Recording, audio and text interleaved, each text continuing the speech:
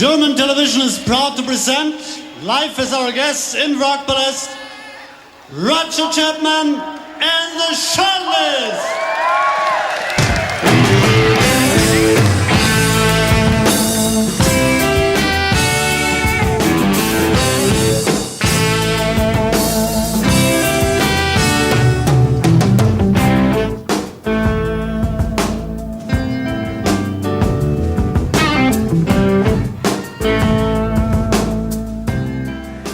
Well, today I'm talking to Tim Hinkley, who was the musical director and keyboard player on the 2 Roger Chapman shows that Repertoire are issuing on DVD. Hello, Tim. Hi, Michael. Talking to me from Nashville. The 2 shows that we're putting out are Hamburg in 1979 and Essen in 1981. Now, the Hamburg one came from a radio show recording that had already been made, is that right? That is correct, yeah. The show that we did in the Markthalle, I think it was the first show that we had done in Hamburg promoting Chapo's album. It was just one of those magic nights. And the guys from Rockpalast were there, and they loved it, you know, and said, hey, we want to film it. Well, of course, they couldn't film it because the show had been done.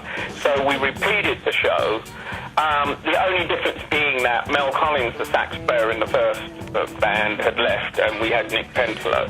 But and it was a good show as well. I don't think it was as good as the first show, but you know, I'm nitpicking really. That '79 Rockpalast show was in the middle of the second tour, I believe, and so you know, the band had sort of got it back together. Chapo had already sort of formulated the set, so it was a little less improvised and a little less balls, probably.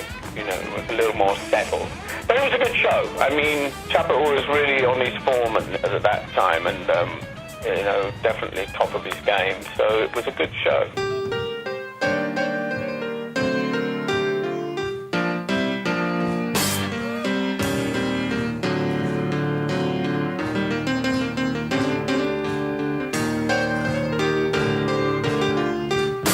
Keep forgetting that you don't love me no more. Keep forgetting that you don't want me no more. Keep forgetting how the heartbreaker night, heartbreaking thing that you said. About these stupid old feet, they just hang around your street like they've done so time before. Okay, now you originally put the band together, I believe. I did indeed.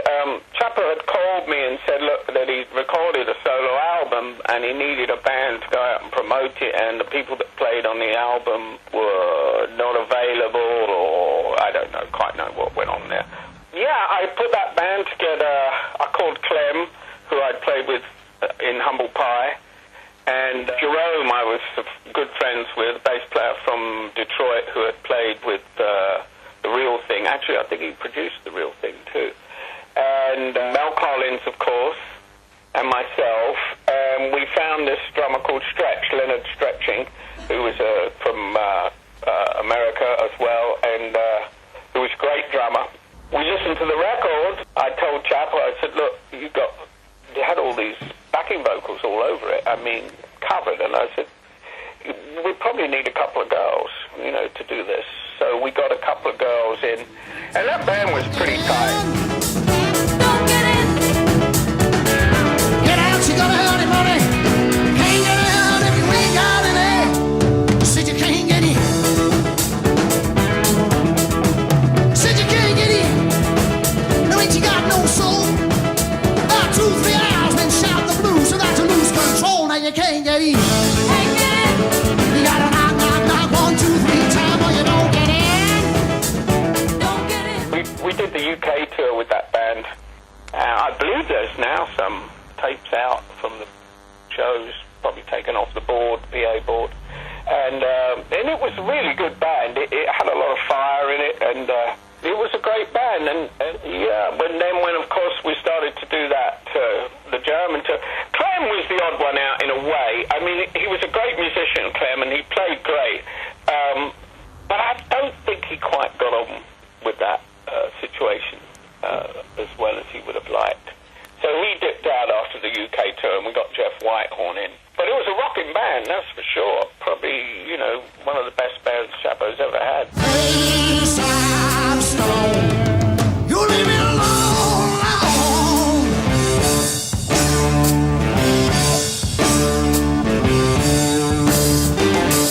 You could bring me wine. Okay, and the second gig in '81. By that time, your great friend Boz Burrell had come in, and the girls had gone. There were certain changes that happened. Gosh, it had changed quite a bit by then.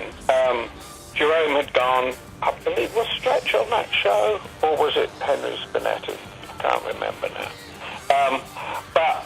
Yeah, the girls had gone. Polly Palmer came in playing synthesizers and vibes, and Steve Simpson on second guitar and vocals, and played mandolins and all sorts of things. And that band was a real...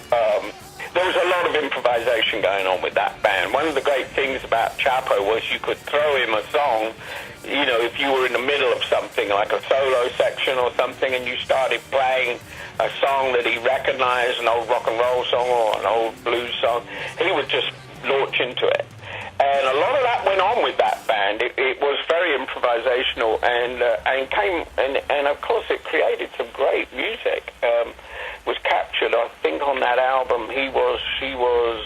She was a gypsy, she was a bride, she was a concubine down in old Port Said. He was a lawyer, he was a thief. He was a taxman, not getting any ready. She was a gambler, she was a mess. She made a profit down on the South Africa. The thing about the Rockpalast in Essen was that it was, those Rockpalast shows went on for a weekend. So they'd go Friday, Saturday, Sunday, and they were big shows at the time. People would have parties with projectors on the walls with the show going all weekend. It went out to over 20 million people, and we were on with, I think, Mink DeVille. Gosh, who else was on that bill? Was it the Grateful Dead or was it ZZ Top? Can't quite remember.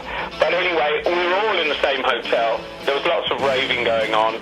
We were the last act on that show, and by the time we got on stage, which was the early hours of the morning, we were pretty shattered. I mean, we had been going at it all weekend, and it really was, we were out of steam. So it wasn't the best show. I've watched it, and we were a little below par. I mean, it's still good. It wasn't one of our best shows. And that can happen, you know, it's a one-off. It just happens that maybe we weren't on the top of our game on that day. And in retrospect, it probably doesn't notice to most people. It's probably only the people that played in the band that can tell from night to night what's a better night and what isn't. But it certainly was a big moment in time. That was a big show. And it was the show that sort of turned Roger Chapman into a superstar in Germany, which he remains today. Well, yes. I mean, you know, those 2 years, 79, 80 and 81, we slammed around Germany constantly, went into East Germany and built up a great following. It was a good band, you know, and it was, you know, capable of playing a 2-hour set and keeping the audience completely on their feet for the whole 2 hours. And it paid off. And I mean, he did it all without having... Going out there today. Right, he did it all without resorting to the family back catalogue, with the exception of Burlesque. Burlesque is one of my favourite songs. It's a great song written by Charlie Whitney, and I played it with Charlie and Roger when I was with the Streetwalkers, which was the first band they formed and the first album they did after Family broke up. And plus, that song was all about the Speakeasy Club, where we all hung out in the 70s and after hours club. So we had a big interest in that song. Yeah, it's a great song. I love that song to this day. It's a really interesting structure too.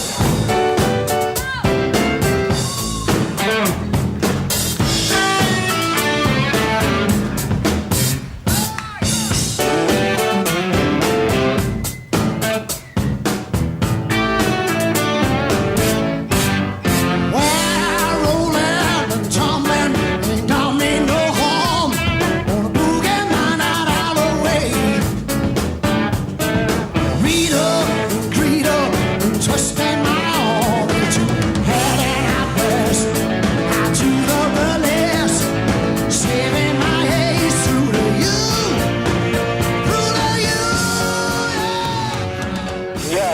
one of the few family songs that we did. I think Roger was trying to get away from doing the family stuff, which he succeeded in doing. Although I hear now that he's reformed for some shows, without Charlie Whitley, I might add, which is odd because he was a big part of family. But yeah, that was Burlesque, great song, and to this day, I still love that song. It's a good song. So what is it exactly about Chapo that you think appealed to the German audience so much? Well, he comes over as a pretty macho guy. He's a big guy, and, you know, he was famous, I believe, in the 60s and 70s, you may or may not know, for his wild antics on stage. He would throw microphones and tambourines around, and, you know, I remember at one show we were doing, and his microphone kept feeding back, and he looked over at the sound mixer on the side of the stage, who was standing there smoking a cigarette and talking to a girl, taking no notice of what was going on.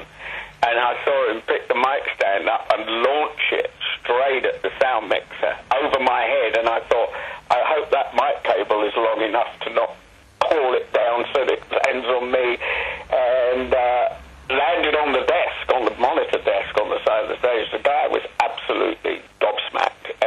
But that, you know, Chapo could fly in a temper and do stuff like that. Not so much off stage. His offstage antics, he was very quiet and kept himself to himself. But once he got on that stage, he was pretty wild, and I think that appealed to the Germans a lot. You know, our audiences were sometimes a little more male-dominated than female-dominated. I used to say to Chapo sometimes, can we do some more romantic songs so we can get more girls as fans? But, yeah, and that sort of bravado and, you know, his spontaneity, the fact that, you know, you could throw the opening chorus to Burlesque at him, I mean, he'd launch straight into the song, you know. He'd go with the flow, and plus, you know, we used to do two-hour shows, sometimes 2.5-hour shows, and I think they like that in Germany. I think the German psyche, you know, they like those long rock shows, or they did at the time. I mean, I'm not sure about the scene today, but, you know, he was well loved by the Germans. You know, they liked his style a lot. Okay, well, finally, Tim Hinkley, and thank you for your time. Are you happy to see these two shows come out on DVD? Is it a good thing, do you think? Oh, yeah, definitely. It should be out there. I'm a great fan of getting everything out. I don't think anything should be left on the shelf. John Lennon, I remember saying that one time, I don't leave anything on the shelf. And if you remember when he passed away, there wasn't a lot left on the shelf. No, I think it's good to get it out. It's history, it's, you know, and it's a good example of the two great Shortlist bands, the original Shortlist and then the more jazzier improvisational Shortlist. It's a really good example, and I think that those are, yeah, it's classic stuff, you know, and it should be out there for people to see, definitely. I look forward to seeing it all myself.